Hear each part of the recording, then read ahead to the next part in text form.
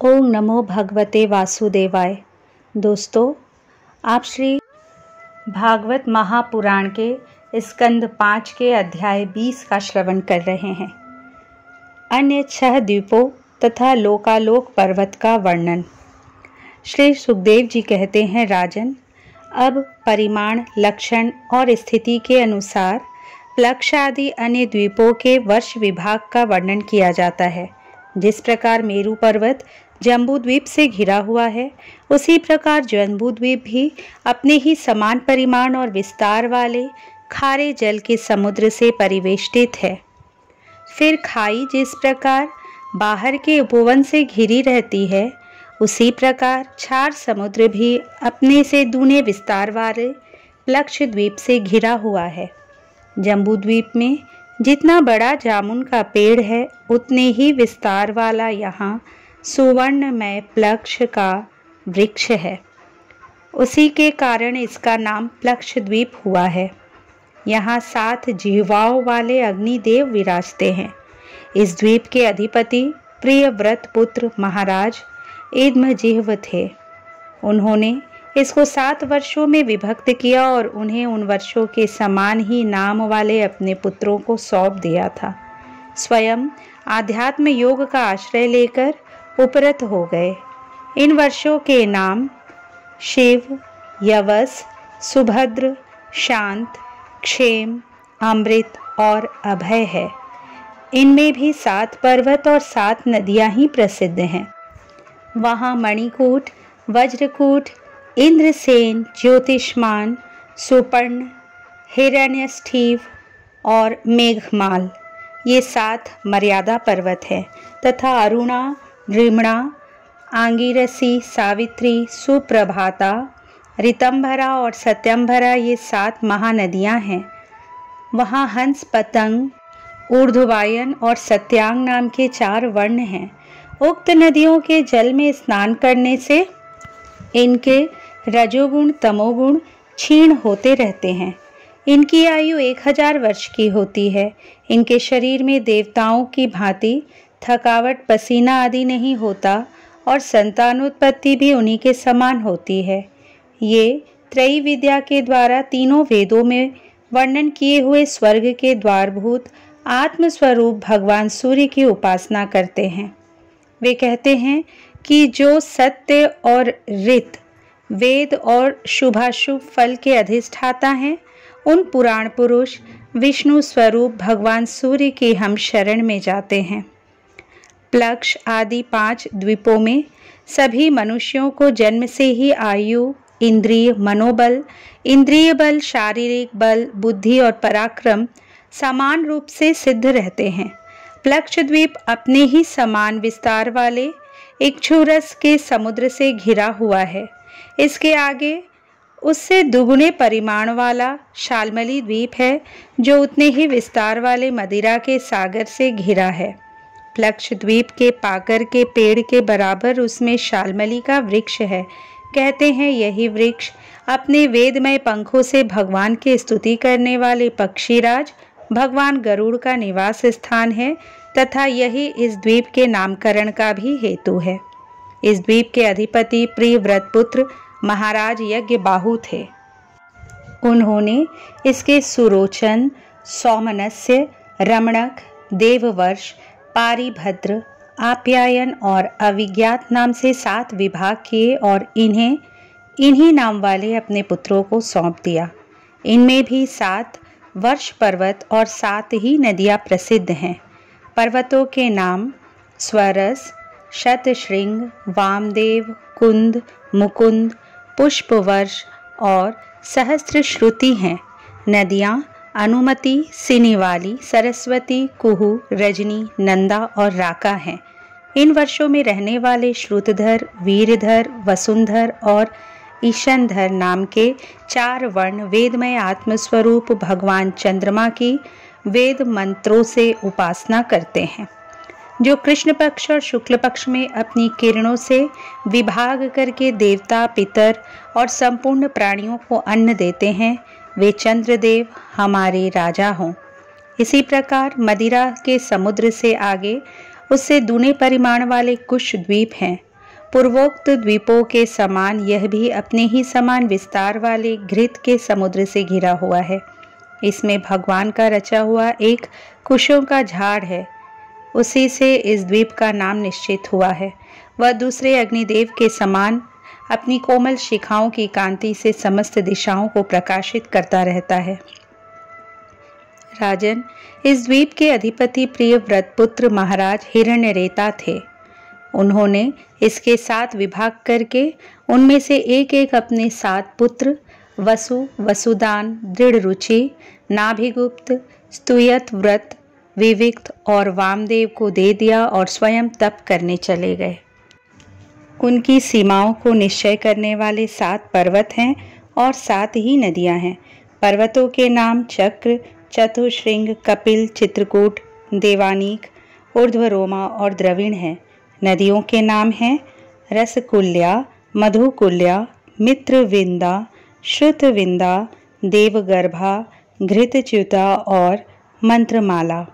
इनके जल में स्नान करके कुश द्वीपवासी कुशल, कोविद, अभियुक्त और कुलक वर्ण के पुरुष अग्नि स्वरूप भगवान हरि का यज्ञ आदि कर्म कौशल के द्वारा पूजन करते हैं तथा इस प्रकार स्तुति करते हैं। अग्नि, आप परब्रह्म को साक्षात हवि पहुँचाने वाले हैं, अतः भगवान के अंगभूत देवताओं के यजन द्वारा आप उन परम पुरुष का ही यजन करें। राजन, फिर घृत समुद्र से आगे उसे द्विगुण परिमाण वाला क्रौंच द्वीप है। जिस प्रकार कुश द्वीप घृत समुद्र से घिरा हुआ है, उसी प्रकार यह अपने ही समान विस्तार वाले दूध के समुद्र से घिरा हुआ है। यहाँ क्रौंच नाम का एक बहुत बड़ा पर्वत है, उसी के कारण इसका नाम क्रौंच द्वीप हुआ है। पूर्व काल में श्री स्वामी कार्तिकेय जी के शस्त्र प्रहार से इसका कटी प्रदेश और लता निकुंज आदि क्षत विक्षत हो गए थे, किंतु क्षीर समुद्र से सींचा जाकर और वरुण देव से सुरक्षित होकर यह फिर निर्भय हो गया। इस द्वीप के अधिपति प्रिव्रतपुत्र महाराज घृतपृष्ठ थे। वे बड़े ज्ञानी थे। उन्होंने इसको 7 वर्षों में विभक्त कर उनमें उन्हीं के समान नाम वाले अपने 7 उत्तराधिकारी पुत्रों को भी नियुक्त किया और स्वयं संपूर्ण जीवों के अंतरात्मा परम मंगलमय कीर्तिशाली भगवान श्री हरि के पावन पादारविंदों की शरण ली। महाराज घृतपृष्ठ के आम, मधुरूह, मेघपृष्ठ, सुधामा, भ्राजेष्ठ, लोहितार्ण और वनस्पति ये 7 पुत्र थे। उनके वर्षों में भी 7 वर्ष पर्वत और 7 ही नदियां कही जाती हैं। पर्वतों के नाम शुक्ल, वर्धमान, भोजन, उपबर्हिण, नंद, नंदन और सर्वतोभद्र हैं तथा नदियों के नाम हैं अभया, अमृतौघा, आर्यका, तीर्थवती, वृत्ति रूपवती, पवित्रवती और शुक्ला। इनके पवित्र और निर्मल जल का सेवन करने वाले वहाँ के पुरुष ऋषभ, द्रविण और देवक नामक 4 वर्ण वाले निवासी जल से भरी हुई अंजलि के द्वारा आपो देवता अर्थात जल के देवता की उपासना करते हैं और कहते हैं, हे जल के देवता, तुम्हें परमात्मा से सामर्थ्य प्राप्त है। तुम भू, भुवः और स्वः तीनों लोकों को पवित्र करते हो, क्योंकि स्वरूप से ही पापों का नाश करने वाले हो। हम अपने शरीर से तुम्हारा स्पर्श करते हैं, तुम हमारे अंगों को पवित्र करो। इसी प्रकार क्षीर समुद्र से आगे उसके चारों ओर 32 लाख योजन विस्तार वाला शाक द्वीप है, जो अपने ही समान परिमाण वाले मट्ठे के समुद्र से घिरा हुआ है। इसमें शाक नाम का एक बहुत बड़ा वृक्ष है, वही इस क्षेत्र के नाम का कारण है। उसकी अत्यंत मनोहर सुगंध से सारा द्वीप महकता रहता है। मेधातिथि नामक उसके अधिपति भी राजा प्रिव्रत के ही पुत्र थे। उन्होंने भी अपने द्वीप को 7 वर्षों में विभक्त किया और उनमें उन्हीं के समान नाम वाले अपने पुत्र पुरोजव, मनोजव, पवमान, ध्रुमानिक, चित्ररेफ, बहुरूप और विश्वाधार को अधिपति रूप से नियुक्त कर स्वयं भगवान अनंत में दत्तचित्त हो तपोवन को चले गए। इन वर्षों में भी 7 मर्यादा पर्वत और 7 नदियां ही हैं।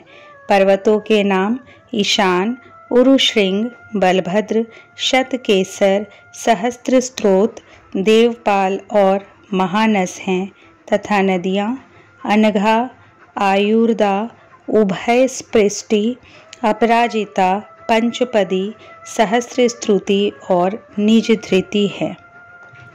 उस वर्ष के ऋतव्रत, सत्यव्रत, दानव्रत और अनुव्रत नामक पुरुष प्राणायाम द्वारा अपने रजोगुण तमोगुण को क्षीण कर महान समाधि के द्वारा वायु रूप श्रीहरि की आराधना करते हैं और इस प्रकार उनकी स्तुति करते हैं।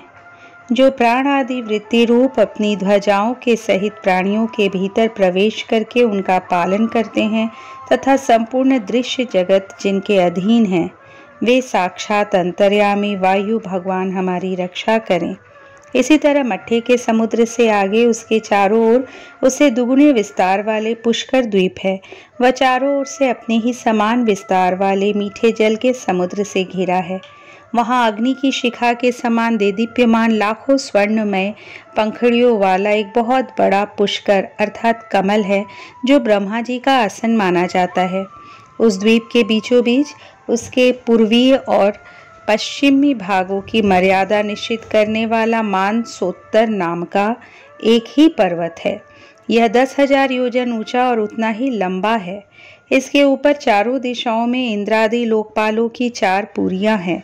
इन पर मेरु पर्वत के चारों ओर घूमने वाले सूर्य के रथ का संवत्सर रूप पहिया देवताओं के दिन और रात अर्थात उत्तरायण और दक्षिणायन के क्रम से सर्वदा घूमा करता है।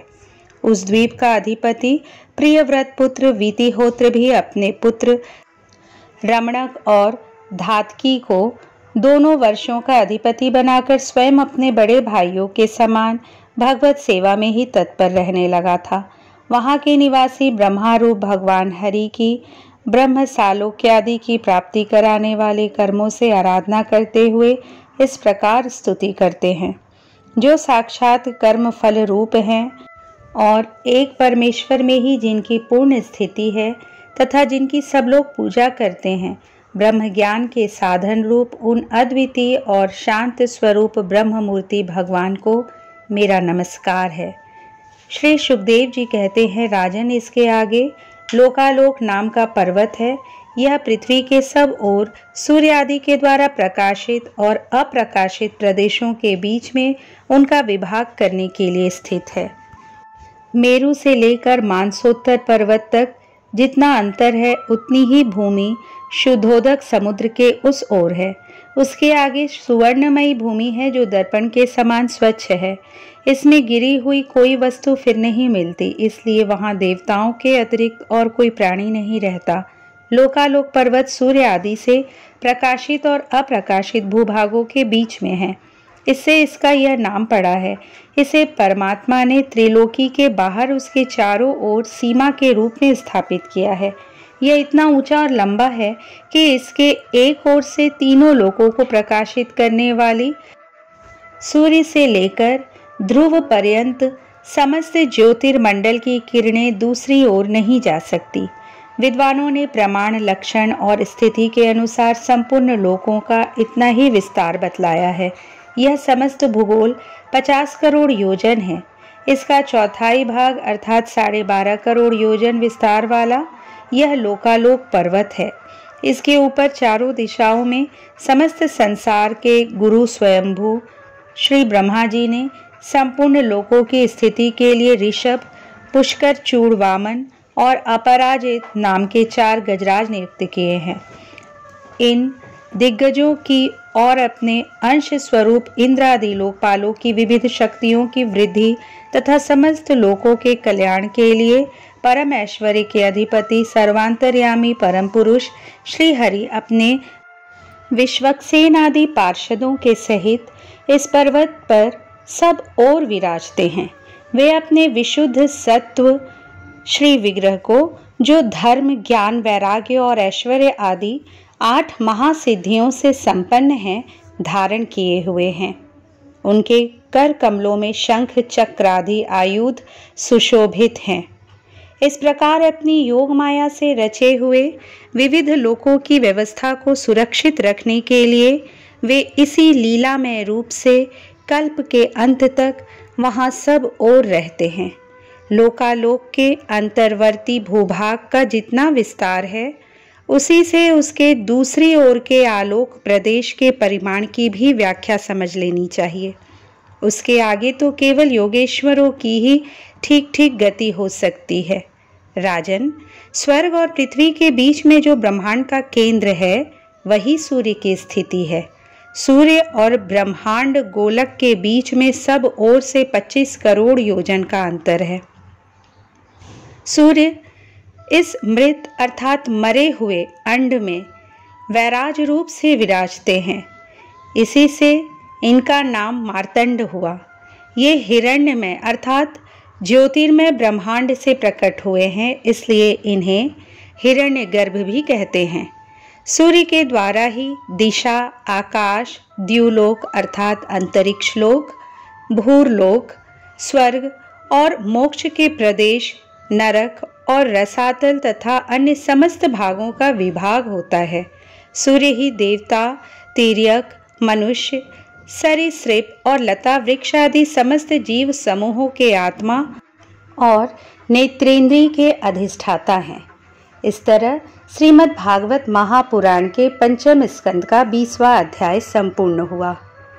अध्याय 21 सूर्य के रथ और उसकी गति का वर्णन। श्री सुखदेव जी कहते हैं, राजन, परिमाण और लक्षणों के सहित इस भूमंडल का कुल इतना ही विस्तार है, सो हमने तुम्हें बता दिया। इसी के अनुसार विद्वान लोग द्युलोक का भी परिमाण बताते हैं। जिस प्रकार चना मटर आदि के 2 दलों में से एक का स्वरूप जान लेने से दूसरे का भी जाना जा सकता है, उसी प्रकार भूरलोक के परिमाण से ही द्युलोक का भी परिमाण जान लेना चाहिए। इन दोनों के बीच में अंतरिक्ष लोक है। यह इन दोनों का संधेय स्थान है। इसके मध्य भाग में स्थित ग्रह और नक्षत्रों के अधिपति भगवान सूर्य अपने ताप और प्रकाश से तीनों लोकों को तपाते और प्रकाशित करते रहते हैं। वे उत्तरायण, दक्षिणायन और विषुवत नाम वाली क्रमशः मंद, शीघ्र और समान गतियों से चलते हुए समय अनुसार मकर आदि राशियों में ऊंचे नीचे और समान स्थानों में जाकर दिन रात को बड़ा, छोटा या समान करते हैं। जब सूर्य भगवान मेष या तुला राशि पर आते हैं, तब दिन रात समान हो जाते हैं। जब वृष आदि 5 राशियों में चलते हैं, तब प्रतिमास रात्रियों में एक एक घड़ी कम होती जाती है और उसी हिसाब से दिन बढ़ते जाते हैं। जब वृश्चिक आदि 5 राशियों में चलते हैं, तब दिन और रात्रियों में इसके विपरीत परिवर्तन होता है। इसी प्रकार दक्षिणायन आरंभ होने तक दिन बढ़ते रहते हैं और उत्तरायण लगने तक रात्रियां। इस प्रकार पंडित जन मानसोत्तर पर्वत पर सूर्य की परिक्रमा का मार्ग 9 करोड़ 51 लाख योजन बताते हैं।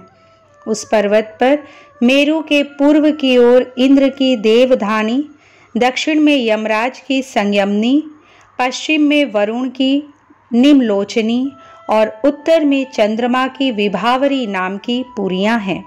इन पुरियों में मेरु के चारों ओर समय समय पर सूर्योदय, मध्याह्न, सायंकाल और अर्धरात्रि होते रहते हैं। इन्हीं के कारण संपूर्ण जीवों की प्रवृत्ति या निवृत्ति होती है। राजन, जो लोग सुमेरु पर रहते हैं, उन्हें तो सूर्यदेव सदा मध्याह्नकालीन रहकर ही तपाते हैं।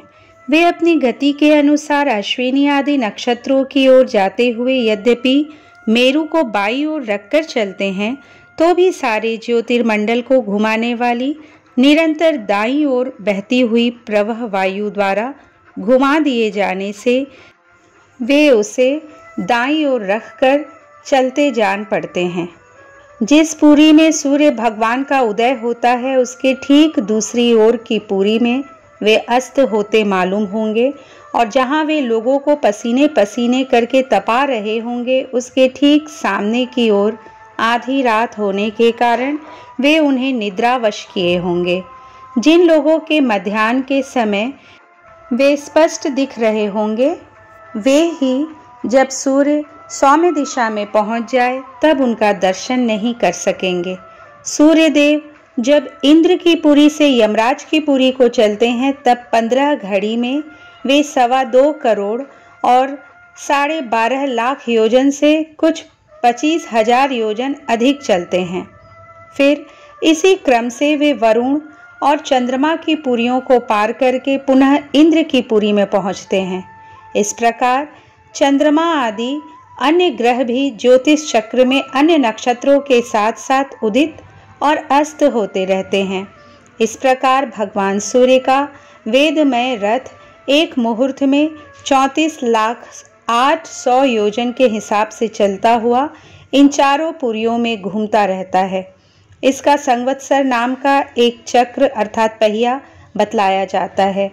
उसमें मास रूप 12 अरे हैं, ऋतु रूप 6 नेमिया अर्थात हाल हैं, 3 चौमासे रूप 3 नाभि अर्थात आवन है। इस रथ की धुरी का एक सिरा मेरु पर्वत की चोटी पर है और दूसरा मानसोत्तर पर्वत पर। इसमें लगा हुआ यह पहिया कोल्हू के पहिए के समान घूमता हुआ मानसोत्तर पर्वत के ऊपर चक्कर लगाता है।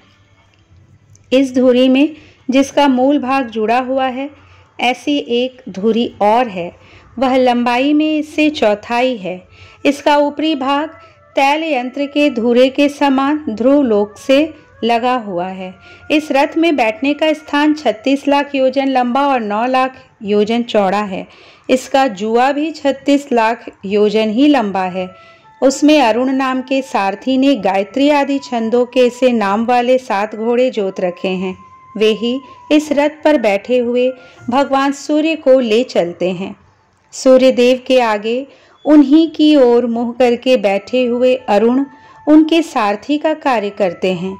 भगवान सूर्य के आगे अंगूठे के पोरुए के बराबर आकार वाले वालखिल आदि 60,000 ऋषि स्वास्थ्य वचन के लिए नियुक्त है। वे उनकी स्तुति करते रहते हैं।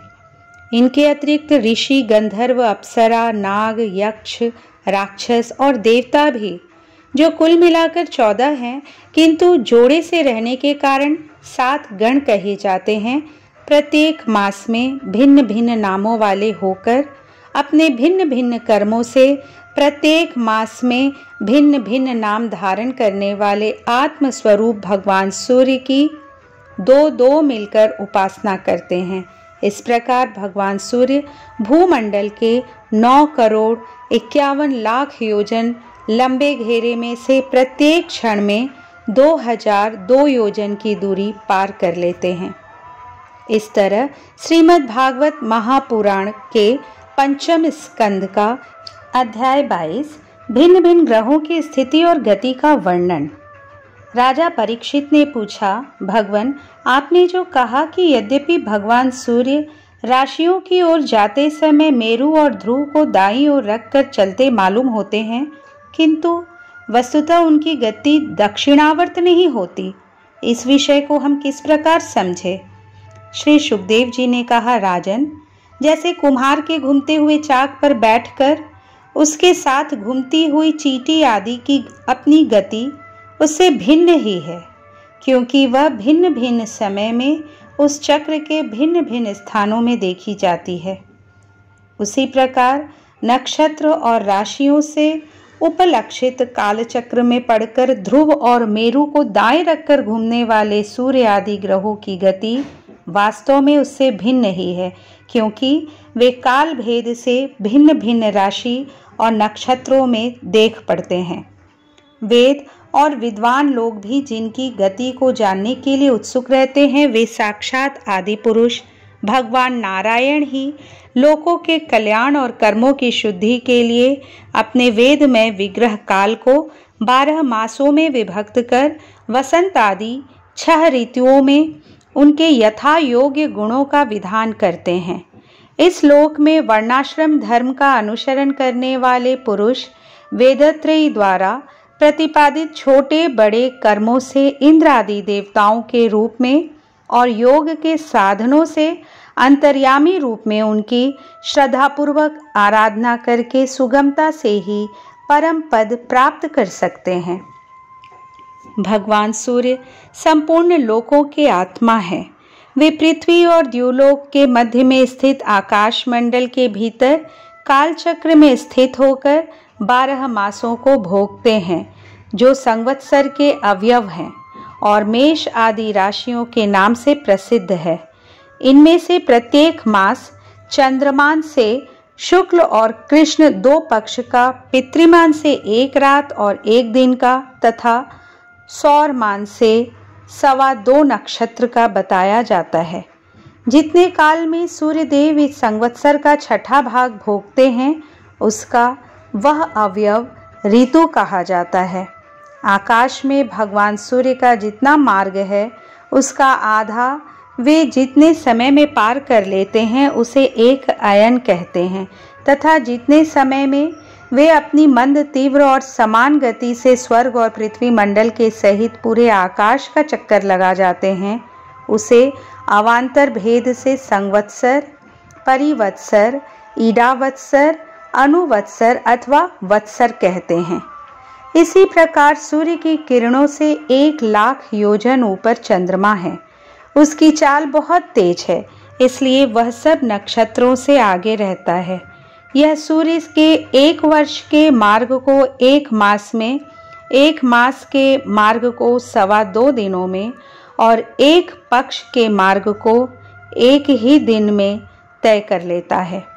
यह कृष्ण पक्ष में क्षीण होती हुई कलाओं से पितृगण के और शुक्ल पक्ष में बढ़ती हुई कलाओं से देवताओं के दिन रात का विभाग करता है तथा 30-30 मुहूर्तों में 1-1 नक्षत्र को पार करता है। अन्नमय और अमृतमय होने के कारण यही समस्त जीवों का प्राण और जीवन है। ये जो 16 कलाओं से युक्त मनोमय, अन्नमय, अमृतमय पुरुष स्वरूप भगवान चंद्रमा है, ये ही देवता, पितर, मनुष्य, भूत, पशु, पक्षी, सरीसृप और वृक्ष आदि समस्त प्राणियों के प्राणों का पोषण करते हैं, इसलिए इन्हें सर्वमय कहते हैं। चंद्रमा से 3,00,000 योजन ऊपर अभिजीत के सहित 28 नक्षत्र हैं। भगवान ने इन्हें कालचक्र में नियुक्त कर रखा है, अतः ये मेरु को दाईं ओर रखकर घूमते हैं। इनसे 2,00,000 योजन ऊपर शुक्र दिखाई देता है। यह सूर्य की शीघ्र, मंद और समान गतियों के अनुसार उन्हीं के समान कभी आगे, कभी पीछे और कभी साथ साथ रहकर चलता है। यह वर्षा करने वाला ग्रह है, इसलिए लोगों को प्रायः सर्वदा ही अनुकूल रहता है। इसकी गति से ऐसा अनुमान होता है कि यह वर्षा रोकने वाले ग्रहों को शांत कर देता है। शुक्र की गति के साथ साथ बुध की भी व्याख्या हो गई। शुक्र के अनुसार ही बुध की गति भी समझ लेनी चाहिए।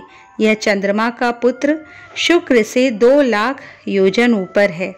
यह प्रायः मंगलकारी ही है, किंतु जब सूर्य की गति का उल्लंघन करके चलता है तब बहुत अधिक आंधी, बादल और सूखे के भय की सूचना देता है। इससे 2,00,000 योजन ऊपर मंगल है। वह यदि वक्र गति से न चले तो एक राशि को 3-3 पक्ष में भोगता हुआ 12 राशि को पार करता है। यह अशुभ ग्रह है और प्रायः अमंगल का सूचक है। इसके ऊपर 2,00,000 योजन की दूरी पर भगवान बृहस्पति जी हैं। ये यदि वक्र गति से न चले तो एक राशि को 1 वर्ष में भोगते हैं। ये प्रायः ब्राह्मण कुल के लिए अनुकूल रहते हैं। बृहस्पति से 2,00,000 योजन ऊपर शनैश्चर दिखाई देते हैं। ये 30-30 महीने तक एक राशि में रहते हैं, अतः इन्हें सब राशियों को पार करने में 30 वर्ष लग जाते हैं। ये प्रायः सभी के लिए अशांति कारक हैं। इनके ऊपर 11,00,000 योजन की दूरी पर कश्यप आदि सप्तर्षि दिखाई देते हैं। ये सब लोगों की मंगल कामना करते हुए भगवान विष्णु के परम पद ध्रुवलोक की प्रदक्षिणा